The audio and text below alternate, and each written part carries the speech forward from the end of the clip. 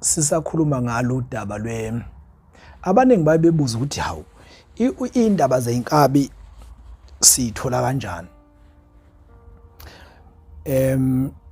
Engixhumana nabantu abaningi abasemajele ngaphakathi. Ngokusibona lapha einkundleni zokuxhumana, abanye basibona ku Facebook eMasipala, abanye basibona khona la ku Transformation Live, abanye basibona abantu ke babuye besishare na ku TikTok. So ke ngenxa ukuthi ezinye zezinto esikhuluma ngazo izinto ezithinta abantu, izinto ezithinta impilo yabantu everyday life. So kufanele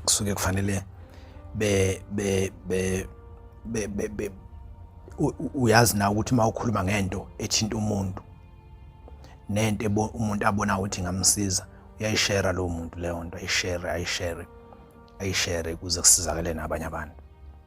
So ke indaba siyithola ngokuthi insizwe eziningi engaphakathi siyaxhumana nazo, ziyasifonela, ezinye seyishintshile, ezinye izisindisiwe ngaphakathi, ezinye zenza lokhu nalokhu ya.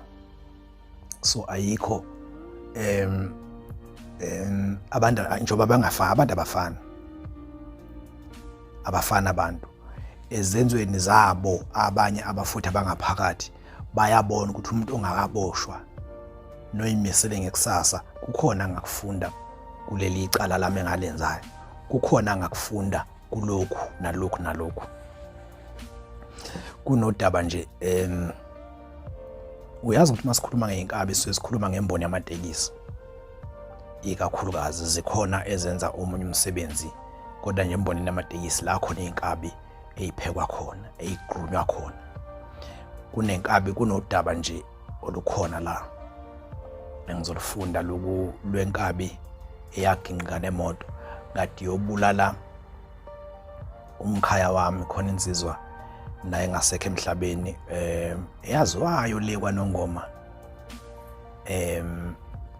KwaZulu Natal le kwaNongoma, eyaziwayo eyalapha ya Osuthu, ayisekho emhlabeni, yashona ngo-2020.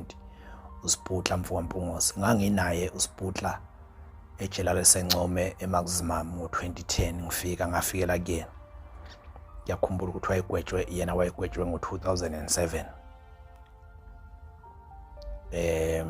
Wagwetshwa life sentence. So ngafikela kuyena kade uzophuma ngonyaka olandelayo 2011, waphuma ngaphandle ekhishwa iappeal.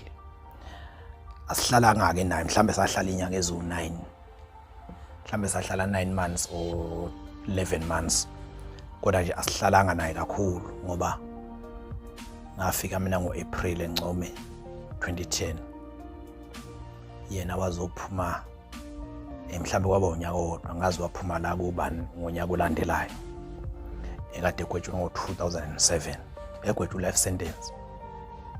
Sazwana kakhulu ke kulezo ikhashana sisejele laseNcome, engibiza ngomkhaya ngoba ejele khona lento ukuthi mawufika nje ejele, angithi kusuke engazeki phela ukuthi nje ufika nje uqhamukaphi. Mawufika ejele laseqala kabusha kuyenzeka qhamuka ufika umuntu waseKokstad, kuyenzeka eqala kabusha kufika umuntu waseGoli, osuke eGoli owagwetshwa Soweto wasuka eSun City. iSun City yamjikijela eqala kabusha ngenxa ukuthi udonsa kakhulu, isafuna nje ahambe. Vele isigwebo ushayeka kanjalo phela ejele. Isigwebo ushaya ngokuthi usuke kuleli ijele uye kuleli ijele, usuke kuleli uye kuleli, yabona. So into yokuqala nje mawufika ejele kuyaye iziboshwa ziyayifuna ukuthi kwaze ukuthi ungwakuphi nendawo khona uzothola abakhaya bakho. So nathi sathi sifika nje Ncome, sayithela kuyena uSiputla, wathiwa umkhaya wakho safakwa e-isolation, ayihlala eduze, wayihlala e-isolation kulama isolation ase section C eMaximum eNcome. So sasihlala kwenye isolation eyayiseduze kwakhe singakangeniswa ema-sectionini. So sahlala nje isikhathi eside sihlala naye, masiphuma siyokothilanga sihlale naye sixoxe. Wayengangazi-ke yena, ngangimazi mina, ngimchazela nje nanokuthi hayi mina Mkhaya bengike ngubone edolobheni kwaNongoma ngike ngibone edolobheni laSolundi ebuza ke naye wakubona ngenza nje emkhaya yinje oyibona ngiyenza ngimtshela ngangike ngakubona uphethe ibhame embili esinye sifake ngapha esinye sifake ngapha bese ehleka nje kuhlekwa lokho wayensizwe ephilayo uSphutla ejele ngaphakathi wayiphila amaphoyisa nje ayemkhonze kabi wayethanda inyama yengulube ngoba wayemuntu onemali ekwazi ukuthenga inyama lapha emakhishini koguga mawunemali ke ejele udla kahle kodwa kusho ukuthi uphila kahle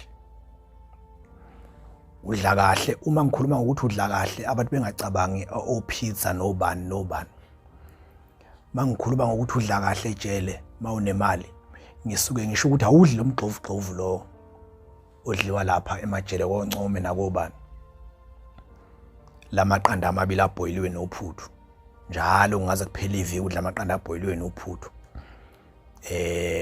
netiye lakhona leli ngiyaye ngithi lifana namanzi okugeza ingane na 2 weeks ngathi amanzi ade egeza ingane na 2 weeks thina ke sikhuluma nje ngoba zenjalo lento ngaphakathi sifuna ukuthi umntathi aqala ufuna ukuyongena ngaphakathi azi ukuthi kwenzakalani so uma ngikhuluma ngokuthi udla kahle ejele mukwazi ukuphuza itiye namagwinya ekseni ngemali yakho thuma amaphoyisa hamba ukuthengela ngemali yakho usukudla kahle mawuphuza itiye namagwinya munezitoze etiye ungaliphaki itiye ekitchen unezitoze etiye uthe uphuza itiye namagwinya udla kahle ilokho kudla kahle ngikushoyo munemali uhambe uyothenga umokele koguga bese kuthi njalo ntambama oguga bekulethile isikhaftini senyama angithi ejele kudliwa kanje ufike namhlanje manje kade ndidla inyama yenkomo kuyivela kancane ejele ikakhulukazi lamajele okupheka kuwona ibosho khona amanye amajele aphekelwa zinkampani kahulumeni njengobhusasa le nkampani esihlakaziwe bidla imali obhusasa nabobani lezo mali lezo nkampani zipheka kangconywana ukudla that is why uma sikhuluma indaba zasejele uthola ukuthi ngizokhuluma ngokudla okudliwe eVaterval noma ngizokhuluma ngokudla okudliwe eNcome ngithi mangichaza ukuthi ukudla kwasejele ukanje bese uthola esiboshwe weSivili sadonsa isigwebo saseweSivili saze saphuma siseweSivili uthole singiphikisa sithi hayi ayikho lento oyishoyo ejele nje ayidliwa lento oyishoyo ingenxa ukuthi sifike sona weSivili kupheka ubhusasa sadonsa isigwebo saso saze saphuma weSivili lapho ama-toiletries akhona lezi zinto ithawulane ziyixubho kuxutshwa ngama-aquafresh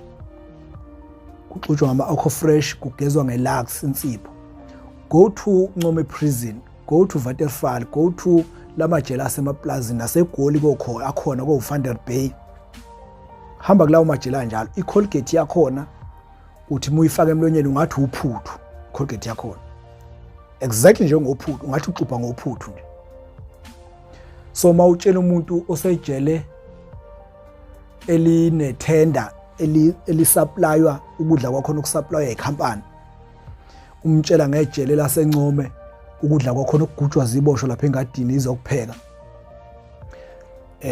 uvela phike but we understand ukuthi akaze efike ejele kanjalo so ke ezinye zeindaba siyasithole khona kunodaba kulithinta lwenkabi eyayithi yodubulayo noSphutla lwengithi umkhaya wami ngiyakhumbula ephuma uSphutla sasimphelekezele simse reception simbambisa into zakhe ama-ayina TV nani wayemuntu onezinto eziningi endlini yasejele samphekezela sasombeke reception simphathisile naye wayengakholwa ukuthi uyaphuma ngoba ukuphuma kudilika jele ingane zakwethu usahlala 3 years ukuphuma nje kudilika jele usahlala 3 years angazi usukufane nani ephume kuphi usukufane nomuntu okhishwa esihogweni wayofakwa eParadise. Angazi ukuthi usuku ukhishwe ufana nomuntu okhishwe kuphi wafakwa kuphi. Leyo nto inkulu noma ungaphuma una 8 years kudilika jele. Mawuthenjwe una 8 usuhlale 8 years ejele kanti wawubhala iappeal yayisiyabuya kanti usuna 8 years vele kukhiphe ithi awunacala. Kukhulu kwayilokho. Kukhulu kwalokho ngoba akekho umuntu uphuma kanzima ejele njengomuntu ogwetshwa udilika jele. Akekho. Idilika jele uphuma ngesignature kamongameli kuphela. Mhlambe sobe sikhulume ngakho lokho kodwa nje ukuphuma kudilika jele akuyona inhlanhla ehlela noma ubani. Khona eziboshwa namhlanje after 6 months ziwushiye phansi udilika jele iphume. Asahlala 6 months umuntu ivele iappeal imkhiphe ngaphandle. Omunye na 2 years. Omunye uthola ukuthi usena 10 years ejele. Ivele ifike iappeal imhlisele iminyaka, imhlisele i-life sentence ithi 20 years. Mayihlisele iappeal usuna 10 years ejele, osuhlalile. Bese ihlisele iappeal ithi siyakushintsha isigwebo sakho ngenxa u1 no 2 no 3. Siyashintsha isigwebo sakho usuzodonsa u20 years. Mawusuvela usuna 10 years sekufanele uphume vele. Uyothi mawubuya ejele usuke enkantolo beqalise bekwenzisa ama programs bekufake kubantu abazoya ebhodini ngenyanga ezayo. Ufike uthola idate yokuya ekhaya uphume kanjalo. So ke insizwe engaphakathi ejele ezidonsa udilika jele uyayizizwa ikhala zithi mina ngihlisela nje inkantolo ingishintshe nje kulife noma ithi 30. Tholise nethemba lokuthi iappeal yayo izobuya. Ayibhala ngo2001 iappeal ayikabuyi kuze kube manje. Ethi nje mengahle ngihlisela inkantolo ingibeke nje noma ku30 years. Ngiyazi ukuthi ngabe sengiqedile. Ngoba mayikushintsha inkantolo ku30 ususu life sentence ikufaka ku30 years. Usuzokuphuma manje ngeparole board. Awusezukuhamba lemicikilisho yokuthi ifile lakho ufunele liye kuminister. Kuthatha iminyaka nakhona mase lisehhovisini lika minister bese kuthiwa khona idocument elingekho. Kuthiwe khona idocument eshodayo buye alibuyisele emuva seliyophinde lihambe ngonyaka ozayo. Leyo mcikilisho nje usungasezukudlula kuyona uma ungaseyena life sentence. So ke yaphuma ke insizwe uSputla yawushiya phansi udilika jele. Ngajabula nami kwaba kuhle ngoba ngaba nayithemba lokuthi nathi sizophuma. So ngizofunda udaba lwenkabi eyayi kade ithunye ukuthi yobulala yena uSputla. Sihloko salolu daba sithi usizi lwenkabi yasenjomelwane eyaginqika nemoto kade ithengwe ukuthi yobulala uSputla Mpungose uma esephuma enkantolo uphongolo ngo2007. NgoLwesihlanu lwangomhla ka5 January 2007 lapha ya eThekwini hostela eDalton. Lelo hostela liseduze kwesiteshi sesitimela eDalbridge Railway Station. Lapho eDalton kwakunensizwa yasemahlabathini olundi kodwa umuzi wakubo leyo nsizwa wase wakhe lapha ya ngaphesheya kwesikole iNjomelwane Primary School. Lensizwa yaziwa kakhulu ngokungabeki phansi ngohlamvu. Isikhathi esiningi lensizwa yayijwayele ukuhamba nalabafana abancane bakwaGcaba. Bayazi abantu abaningi eGcaba Brothers. Wawunokuyithola njalo ematekisini eDurban Station opposite nala okuma khona amatekisi aya kwaNongoma. Lapha nje okudayisa khona inyama enobhelepele. Lensizwa yasenjomelwane yayimnyama nje.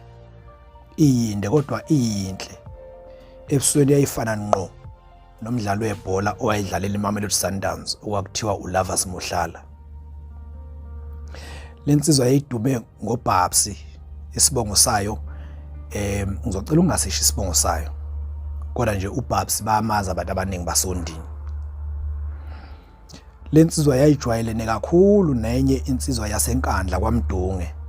Zombili lezi insizwa uMdunge noBabsi zake zaboshwa zisolwa ngokubulala ikhansela lenkatha lase-17 kodwa zaluwina lelo cala. Kusho ukuthi ngolwesihlanu ntambama ngomhla ka-5 January 2007 uBabsi wathola ucingo efonelwa yithimba lakwaNongoma kodwa elizinze eGoli. Limfonela nje uBabsi wayesendleleni esuka eNtuzuma eya eDalton ehamba ngethezi lakhe. Leli thimba kuBabsi, ndoda ungakwazi yini ukusicishela uphunyuka? Lithi leli thimba inkinga abantu esibatholayo bayamsaba uphunyuka. Wabe sebuza uBabsi ukuthi yimalini ebekiwe ngoba naye uyamazi uphunyuka ukuthi yindoda engahlehli. Angithi yezwa nje ukuthi lensizwa uBabsi iyazi ukuthi lo muntu obizwa ngophunyuka akahlehli, kodwa ayibeki izaba zokuthi laba abanye bamsabana ukuthi nokuthi yini bemgeje indaba ebahlula. Ikhuluma nje ukuthi malini ebekiwe. Iyazi ukuthi so that is the attitude of inkabi, that's the attitude of the hitman. Ikhuluma nje ngemali kuphela. Ithi ke lensizwa malini ebekiwe ngoba naye uphunyuka le ndoda uBabsi iyamazi ukuthi uyinsizwe engahlehli. Uma kukhulunywa ngophunyuka kwakusuke kushiwo uElias Sipunhla Mpungose walapha yakwaNongoma oSuthu esigodini saseMtikini phesheya kwesikhwebezi ngasesikoleni Ongoza Primary School. Le ndawo ke ayikho ngaphansi kwaNongoma, ingaphansi kwasemahlabathini. Kodwa iyayithathwe sengathi ingaphansi kwaNongoma ngenxa ukuthi imingcele isondelene kakhulu. uSipunhla wayebizwa ngophunyuka bemphethe ngoba wayenamafutha enyengelezi. Wawuthi ulapha empeleni kwangathi unamafutha enyengelezi ngoba wawuthi ulapha kanti akasekho. Ube namatekisi futhi ebuye ebe umholi weANC eZululand region. Leli thimba laseGoli laloholwa uNyambose wasoyaya ongasekho. uNyambose wake wahlohlolozana kabi naye uSipunhla Mpungose edolobheni kwaNongoma ngo-2005. Baphinda futhi bahubhana emini kwabhala lapha edolobheni oLundi emva komhlangano wama-owner asondini owawubanjelwe ePhalamende elidala. Kwacacela wonke umuntu ukuthi lezi inkunzi azesabani ngoba zazingadubuleki zombili. Uthi ke uNyambose kulenkabi yasenjomelwane sibeke u90,000 kodwa sifuna nibe babili kulomsebenzi ngoba uphunyuka uqinile futhi ufuna ibhame ezinkulu. Ayabe sivuma lenkabi ukuthi izowenza umsebenzi, yathi futhi yona ayikholelwa ekupikeni. Ukupika ukumema enye inkabi ukuthi izokwenza umsebenzi. Ithi lensizwa ayikholelwe ekupikeni yona. Yathi uMpungose ayimsabi nakancane. Yathi naye uMpungose uyakwazi lokho. Yabe sibuza lenkabi ukuthi uzotholakala kanjani pho. Lithi ke ithimba laseGoli uMpungose kulezi insuku akanaso isikhathi sokuhlela ukulwa. Ubhizi namacala anzima kakhulu azoqala ukungena enkantolo ngomsombuluko. Bathi ingakho bemfuna ngaso lesi sikhathi esaphuma engene ezinkantolo. Yayinokuxhaxha ke leyansizwa yakwaMpungose lomacala. Kodwa yabanqo bonke eyaze yaboshwa nje icala elilodwa. Ngiyakhumbula ukuthi yayibhekene namacala u9 wonke lana amanye abanqoba. Yasala necala elilodwa. Njengoba ithimba laseGoli likhuluma noBabsi nje ngolwesihlanu ngomhla ka5 January 2007. Ngomhla ka8 ngomsombuluko uSipunhla wayezobe esenkantolo ephakeme eVryheid ngoba amacala akhe uSipunhla ayethethwa kule nkantolo ephakeme engumahamba nendlwane eyayibe eseNewcastle, Vryheid, Phongola. Ngaleso sikhathi uElias Siphundla Mpungose wayebhekene namacala awu9 anzima, kungamacala okubulala osomatekisi kanye nama-owner kwaNongoma naSondini, kanye nelinye icala lokubulala umphathi wama-Hawks eKZN. Bese kuba nelilodwa lokudlwengula intombazane yakwaMlambo eyayizalwa uMamyaka endaweni yakwaCeza. Leyo ntombazane yayina 14 years ubudala. Kusho ukuthi uSiphundla Mpungose wayeboshwe yilamacala okubulala ngo-2004. Kwathi ngo-2005 wathola ibheyili ka10,000. Le ntombazane yakwaCeza idlwengulwa nje uSiphundla wayengaphandle ngebheyili. Wase eboshwa futhi eseboshwa yileli cala lokudlwengula ingane. Kanti esengaphakathi esitokisini kwavuka nalana amanye kwase kuthi esengaphakathi esitokisini kwavuka nalana amanye amacala kodwa waphinda futhi wayithola ibheyili ngokusheshsha. Kuthe ngomhla ka-14 March 2005 sekusondela ukuthi kuqale ukuqulwa kwecala lalentombazane okwakuthiwa idlwengulwe uye uSiphundla. Ngomhla ka-14 March 2005 kwatheleka insizwa eingaziwe ebusuku kubo kwalentombazane eyayidlwenguliwe. Zafika zihlome ngezinhlokohlela zama-AK47. Zafike zadubula lentombazane okwakuthiwa ngucela ukuphila Mlambo. Kwadutshulwa nomama wayo uBulawelani Myaka. Kwase kuzodutshulwa nomzala wayo lentombazane uSipho Ndawonde wayena 13 years. Bonke bafakwa inhlamvu bashonela khona lapho. Khona lapho kwaphinde kwasolwa yena uSiphundla Mpungose kwathiwa ubecisha ubufakazi ngokubulala laba ngoba necala laselisondele. Zamlande zawadalawane uSiphundla waboshwa. Kodwa ijaji uJan Kombrink wawachitha lamacala emva kokuthi uSiphundla eseveze ialibi ubufakazi bokuthi yena ngelanga okwadutshulwa ngalo umndeni wakwaMyaka wayelele hotela laseGoli ngalelo langa. Ialibi ubufakazi obhaliwe noma ivideo noma yini nje eshoyo ukuthi wena mhlawumbe wawusemsebenzini wasayini, wawusemsebenzini wareporta waclocka in. So ialibi leyo. So ke noSiphundla waveza ialibi yokuthi wayesehotela laseGoli yena ngalelo langa. Kwaba sekuphazamiseka ke ukuqulwa kwaleli icala lokudlwengula kodwa lona la ngachithwa ngoba intombazane yashona isisibhalile istatement.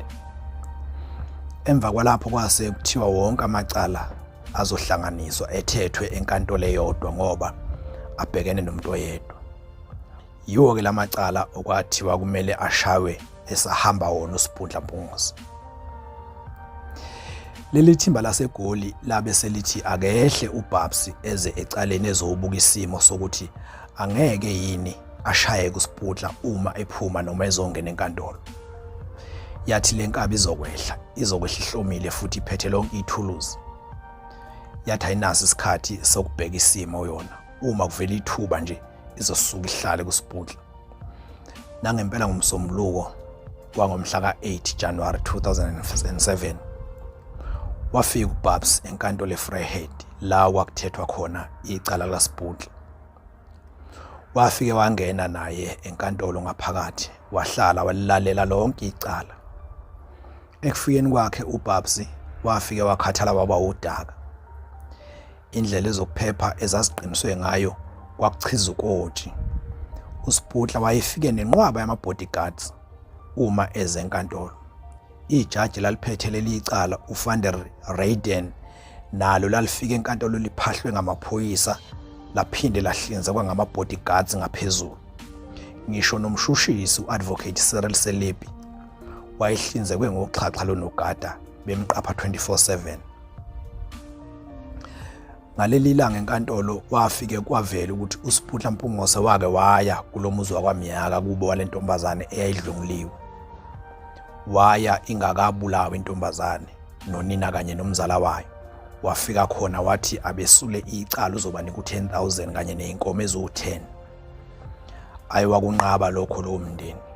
Emva kwalokho kwabe sewuhlaselwa ke lo mndeni ngomhla ka-14 March 2005 wabulawa. akwazi ukuthi wahlaselwa ngobani. uBabs njengoba efika enkantolo eVryheid wayehamba naye uNyambosa. Alikho ke icala engilaziyo elingathinti nje sopolitiki okwaqiniswe ngalezo kuphepha njengecala lika Mfokampungose umkhawami walapha yakwaNongoma. Lapha eVryheid alikho icala leliqiniswe zokuphepha njengalo. uBabs njengoba efika enkantolo eVryheid wayehamba naye uNyambose lona okunguyena wayehola udaba lokuthi kusocwe ngoSputla. Bafike bayibonela enkantolo ukuthi ayikho into abangayenza uma uSputla eze enkantolo ngoba usuke engagayelwa mphako, usuke egadwe yithimba. Kwathi ngenyanga yalandela lapho icala lehla nenkantolo la yophongolo. Waphinda futhi uBabs kwathiwa kehle ezobheka ukuthi asikho yini isikhala akangasithola ukuze asocwe ngoSputla. Nangempela wehla uBabs esuke eThekwini ebheke ophongolo. Ngalelo langa uBabs wafike wahlangana noNyambose kanye nelinye iowner la kwaDabaza elingasekho emhlabeni. Bahlanganele eTown kwaNongoma bamnikeza u5,000 kapetrol uBabs wabe eseziqhubekela yedwa waya ophongolo. Wathi akafuni kulokhu ebonakala ehamba noNyamboza. Nangempela wahamba uBabs kwathi eqeda nje ukudlula isigodlo sesilo sakwaKhangela. Phesheya nje kancane komfula inkunzane yamthatha imoto yamfaka ehlahleni wangcenywa isteering sacishe samkhipha umphefumulo. Waze wakhishwa ngamaphoyisa kuleyo ngozi. Afike amthola iphethe isibhamu esikhulu iAK47. Ambopha amaphoyisa kodwa wawazi ukulimokola lelo cala ngoba wavele wafonela uNyambose. uBabs wavele wafonela uNyambose wamtshela ukuthi amaphoyisa asembophile ambambe nesibhamu esikhulu. uNyambose wafika esegijima wafike waxoxela eduze namaphoyisa. Laphela lelo cala. uSputla kulamacala ebhekene nawo wawina wonke lana u9 okubulala. Wabe segwetshwa ileli lokudlwengula lentombazane eyayisishonile ngesikhathi kuthethwe icala. Lelo cala lamgaxa ngefindo lesalukazi uSputla qede lapho bamjikijela eNcome. Ifindo lesalukazi ke iboshwa isuke ezisho uDilikajele mawungaphakathi nje ejele uzuyiboshwa ikhuluma ziyayikhuluma ngefindo lesalukazi, ikhuluma ngegolo likaXamu, ikhuluma ngegolo lenja, zisuke ichaza wona ulife sentence ngoba isigwebo lesi singaziwa nje ukuthi ungathi siyini. So ke bafike bamgaxa ke ulife sentence. Abameli bakhe uSputla benza iappeal ledluliswa icala la eMaritzburg High Court kwi-Appeals Division. Lamchitha uSputla lelo cala baledlulisa abameli laya eSupreme Court of Appeal eBloemfontein. Amajaji afika avuna uSputla athi lamajaji esitatimendeni esabhalwa intombazane ingakashoni kwakubhalwe ukuthi yathi intombazane umichaza umuntu wayedlwengulayo yathi wayempofu ecabile. Abesethi lamajaji uSputla yebo ucabile kodwa izincabo zakhe azibonakali uma uthe uqhela kuyena kusemini. Uma ke kusebusuku ngeke ubone ukuthi uSputla ucabile. Kwathiwa akusibo ubufakazi obungahlalisa umuntu ejele lobu. Yakhala ngaphandle kanjalo ke iNgulube. Ejele laseNcome wayitekitiswa kanjalo uSputla wayibizwa ngoNgulubana. uSputla ugcine edlule emhlabeni ephethwe iCovid-19. Washona ngoAugust ka2020. Indlela ngiyakhumbula ummeli kaSputla nethimba lakhe befika ejele laseNcome bezoshutha ezinye iboshwa ezayikade bezoshutha yona uSputla egqoka uorange base beshutha nezinye iboshwa ezayicabile base bethatha lezi ithombe baya nazo enkantolo laba befike beqhathanise khona ukuthi amajaji abukisisa ukuthi ubani ucabile phakathi kwalaba bantu. uSputla ke wawuthi mawulapha mayithenje ukuqhela wawungamboni ucabile ngoba incabo zakhe nakuba wayicabile kodwa zayingaqamile kakhulu. Enkantolo kukhishwa nje into encane abameli ababambelela kuyona. Make kwenzeka inhlanhla nje la ibona ijaji leyo nto suphumile noma becala kuthule enzile. So kuyasinda kanjalo lensizwa. Ziningi izigameko zayo abantu bezama ukuyibulala lesinazo ngenxa ukuthi kwakuyiqhawe umfo waMpungose kulemboni yamatekisi wayesatshwa ngendlela yesimanga. Ngisho nathi ngaphakathi nje makuthiwa sishawulayini siyofona sisesejele esihleli naye. Makuthiwa sishawulayini siyofona mawulandela usiputla wawazi ukuthi ngeke usafona ngoba wayengasuka efonini. Kwakufonwa ngekhadi ke eqali ngalezi ikhadi kwakufonwa ngekhadi amafoni ayengakagcwali kanje maximum. Kwakufonwa ngekhadi kufakwa ikhadi phakathi la Telkom ufone wayiqhamuka ephathi ibhande lamakhadi usiputla efone lize liphele ikhadi lidonsa libeke phansi afake elinye lidonsa libeke phansi liqede efake elinye. Thola ukuthi iyathetha la ikhuluma no driver ikhuluma namanye ama-owner yayizwa yayingakwazi ukukhuluma kakhulu kodwa yayikhuluma kakhulu isicasukile. Ngezinye zeindaba lezi esifisa abantu bezazi umphakathi wazi ukujula kokusebenza kweinkabi. Ungathi nje ufuna ukuba inkabi kanti awazi wena uyayibona inkabi egijima ngezimoto bese ucabanga ukuthi kulula. Akukho lula. Ingakho siveza ama tips ukuthi kahle kahle impilo yenkabi ibheda ngani. Siyabonga kakhulu.